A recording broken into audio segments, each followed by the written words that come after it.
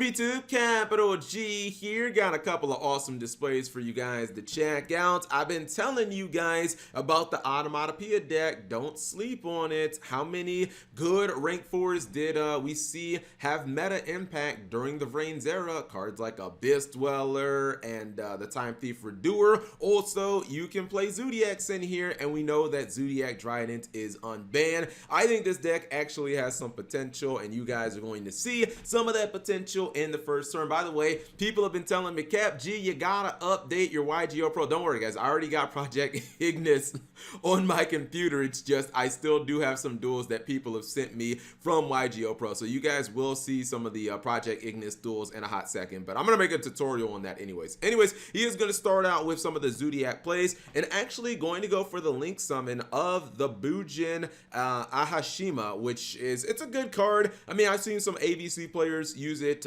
Basically, if you can exceed summon, you can use it. And since a lot of these Onomatopoeia cards, or some of the best ones, are actually light attribute, you can use it in this deck. Now, I don't agree with summoning Trident in attack mode. I don't think that that makes a lot of sense, because you should be at least trying to play somewhat around Lightning Storm, because it is a thing, and his opponent, luckily enough, does actually have it. He's going to take that Utopia, the Utopic Zero, and he's going to turn that into the Utopic Zero. The Future Dragon is the one that has negation and lets you take your opponent's monsters, but we ain't done with the Monster Reborns. Going to go in for Abyss Dweller. So yeah, had these monsters, well, this one doesn't need to be summoned in defense mode because it does have protection, but the Trident definitely should be. If you have this as your turn 1 board against most meta decks, you're going to be in a pretty decent position, because you do have a monster negation, you have a pop against spells, traps, and monsters in Trident, and then your opponent's not going to be able to access the graveyard because of your Abyss Dweller. Like, rank 4s are definitely still really strong, and you know, some of these cards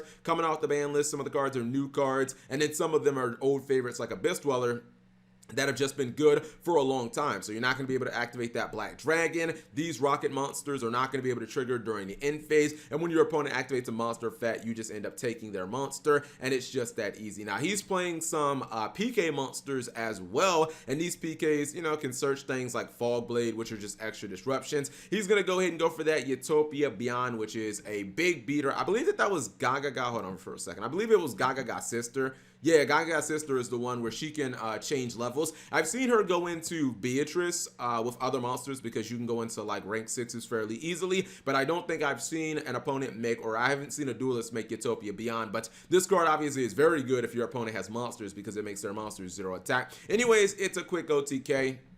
So guys, that's why you can't play the pure version of Rockets, because you draw stuff like Script Draw, and it's a good card like on paper, but oh man, the game is like so fast right now that you got to be ready to rock and roll. Second is, or this isn't even actually a duel, this is just a combo tutorial using a whole bunch of machines. It's actually interesting. It's a 2-card combo using a lot of infinite tracks. This card, Heavy Forward, I'm 99% certain this is going to be released in Extreme, oh my god, not Extreme Victory or Extreme Force, in Eternity Code, another set that starts with an E. Yeah, this will come out in Eternity Code, and basically this is a rota for the archetype, but it's a continuous rota, and it's very strong. This combo is going to use some of the scrap cards. You're going to use Gear Town, which is searchable by the Ancient Gear Ballistic Shooter. Scrap Wyvern can actually destroy the Gear Town, another card that can be useful in the first turn. A lot of people don't realize that. You can blow your own cards up, and then you can get your own, you can get surges and stuff like that. And this is going to be a 2-card combo that is kind of like a +3, but also gives you big monsters. Now, this is just weird.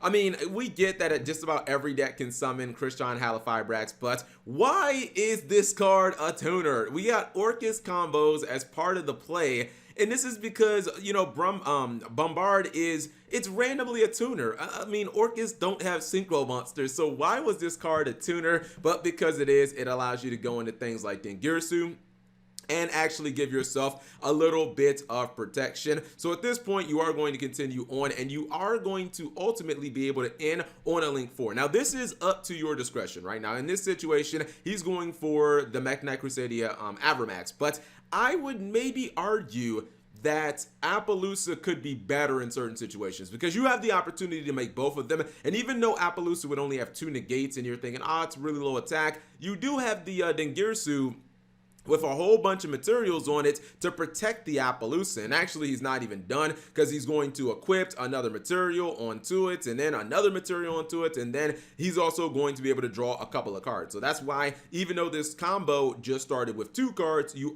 are ultimately going to end up with 5 cards, so it's a +3, and then you get about a billion, what is this, like 4 materials on your Dengirsu. This is why I'm saying that Appaloosa could technically make more sense, because even though Avramax is super strong and it forces your opponent to attack into it and it's really hard to deal with, Appaloosa just like stops their monster effects. And then if they can't just summon a monster and run her over without using a monster effect because Dengirsu's protecting, that might be better against like other combo oriented decks. So it's kind of up to you if you want to go for Appaloosa, or if you just want to go for like the Dengirsu, if you want to go for Avramax. Anyways, we'll pause for 1 quick second and I'll show you guys what these decks look like.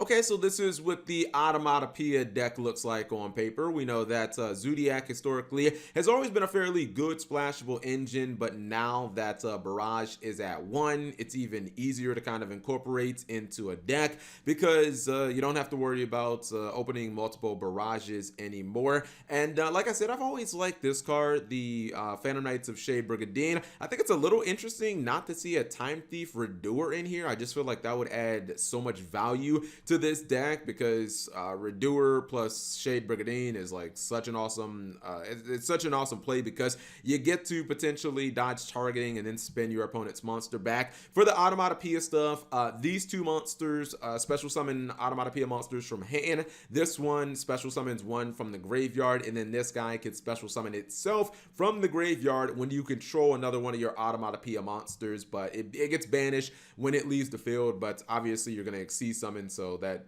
almost never comes into play, because ideally you're going to be using this guy for an Xyz summon. She's like a searcher for the archetype. When she's normal summon, she can search the spells and traps, or the Gaga spells and traps, and then she also can do level modification, which is how you sometimes get into your rank 6s and whatnot. And then the other cards like Dodo Draw, it's kind of like a Destiny Draw for like the Onomatopoeia stuff, except it sends one from the field, and it is of course like a hard once per turn. And then you have their Premature Burial, I guess we'll call it. This just summons like one of your Gagagas from the graveyard. So yeah, it's a very interesting deck. And then we have this monstrosity of a deck, and you know what, almost always I will put the deck in order, but I saw this and I was like what the hell, I'm not even going to bother. If you guys want to download the decks, of course they will be in the description below, but I was like, you know what, I'm not even going to bother. We saw a lot of these cards used in the combo, but then we saw a lot of these cards also not used. Like,